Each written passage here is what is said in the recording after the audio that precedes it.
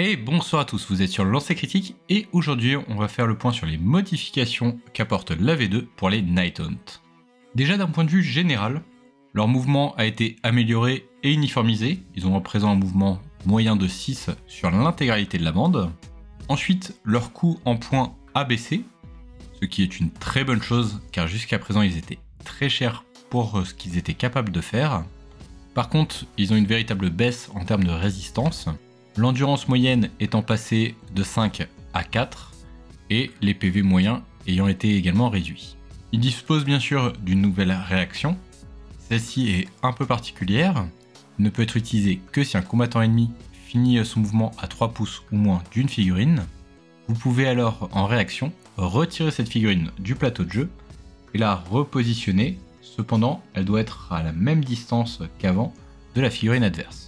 Le principal intérêt de cette réaction est de vous cacher derrière un mur en utilisant cette réaction pour passer au travers, empêchant ainsi l'ennemi de vous attaquer.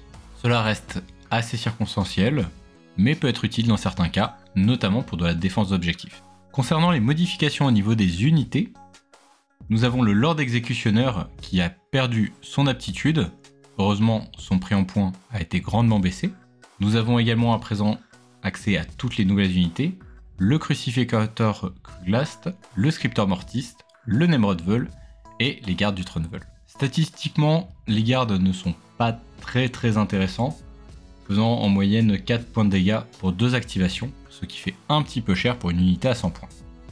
Au niveau des modifications, les 2 unités qui ont été le plus impactées sont le Spirit Host.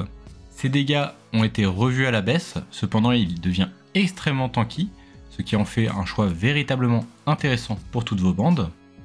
Mais le grand gagnant reste le Dead Sight, qui fait une quantité de dégâts bien supérieure à la moyenne du jeu pour son prix, ce qui en fait vraiment une unité de choix pour toutes vos bandes Nighthaunt. Actuellement, si je voulais me faire une bande Nighthaunt, je m'orienterais vers quelque chose comme cela, un Knight of Shroud, un Spirit Host, et finalement 6 Dread Sight.